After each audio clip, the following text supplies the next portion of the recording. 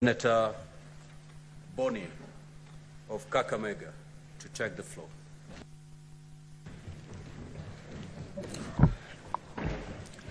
Thank you, Mr. Speaker. Mr. Speaker, accept my compliments for allowing us to reserve time and place for this very important motion. And Mr. Speaker, allow me to equally compliment the leader of the majority and the leader of my minority for speaking not just from their minds, but especially from their hearts. I never thought in my life that in this House I would listen to the wonderful speech by the young Senator Aaron Cheruiyot.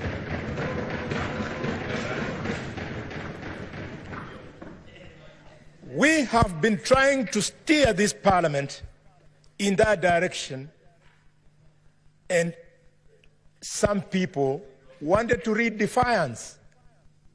No. Listen to the words of the leader of the minority.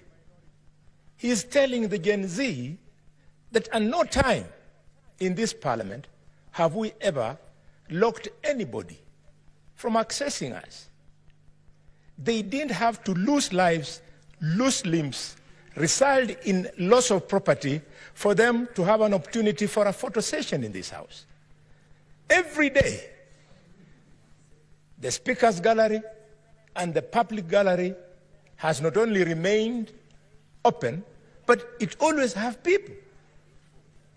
In fact, there are times, Mr. Speaker, when we are not sitting, the Sergeant at Arms allows people to come and sit in these benches. We didn't have to pay this price.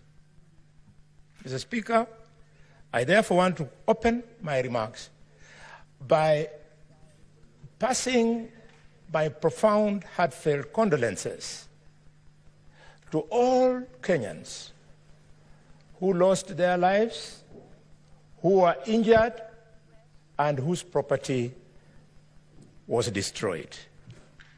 Mr. Speaker, I specifically missed to sit in this House on Wednesday last week when I should have, because a woman who has been selling me fried groundnuts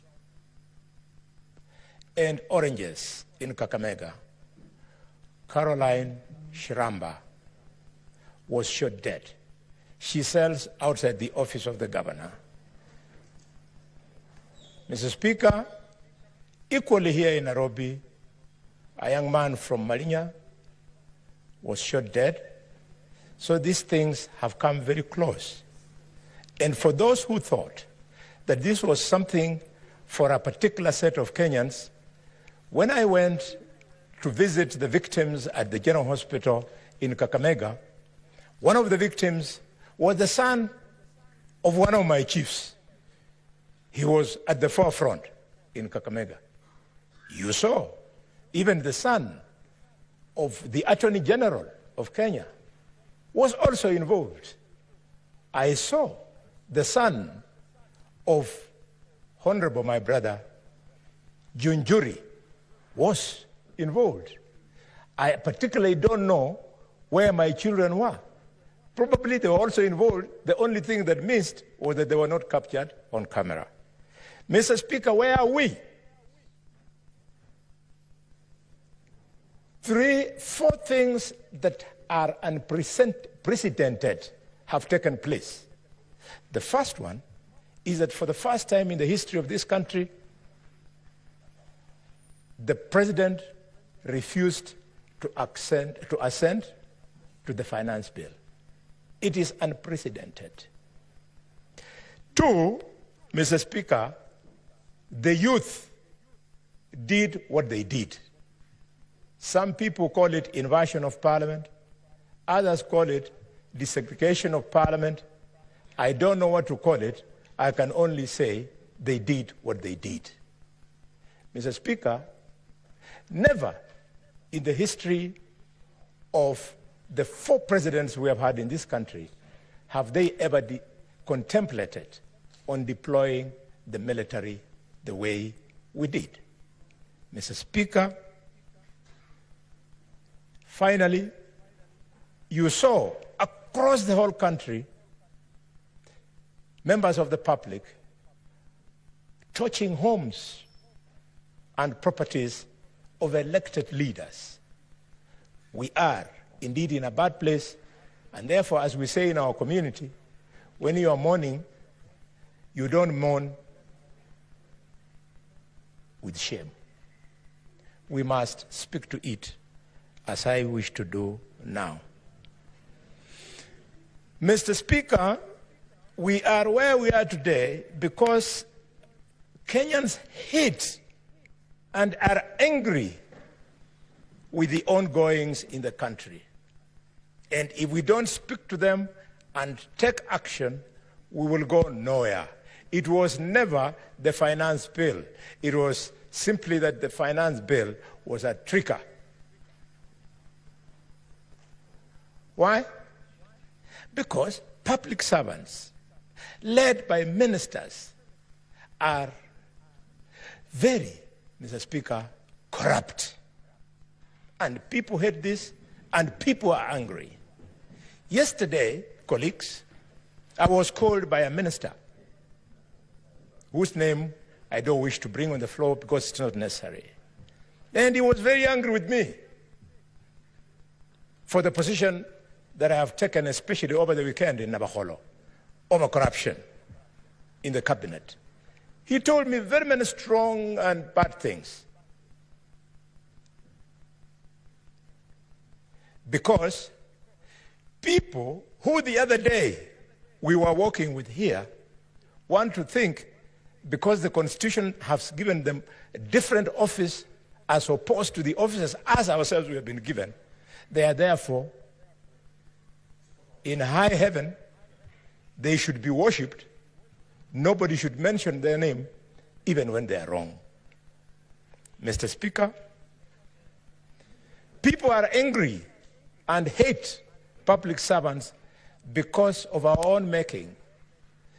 The public display of wealth and opulence, unless members of the public can quickly see where you've gotten it, they will not be happy. Over the weekend, I was speaking of a young member of parliament from my community who has bought a helicopter. And I know him very well. I wish him well to continue accumulating wealth. I wish him well to continue accumulating wealth. But please, I'm asking the president to ask himself, how can the membership of an MP to a committee of parliament be the basis for him to be able to afford some of the things that are not affordable? Honorable Didmus Barasa, take it easy.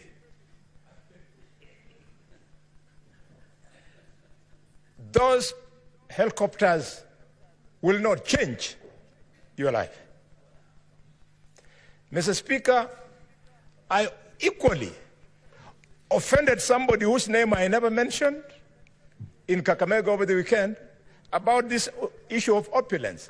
I just wondered, how would an MP be able to donate 20 million shillings at a Harambe? He was very offended. In another function, I saw a minister of this government carrying a white bag, on the bag like this, and started announcing how many millions are in that bag. Said, Moja, Bailey. No. Mr. Speaker, if we don't refuse these things, people like Murkomen will think that they are giving us their money. It's not their money. Those are proceeds of corruption.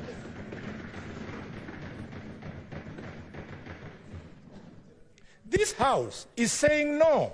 Because of that anger, look at what our children did. Mr. Speaker, people are angry and hate us as leadership because every weekend, helicopters, they crisscross the skies, all of them going to functions where these millions are being dished. Mr. Speaker, the fuel guzzlers that we drive,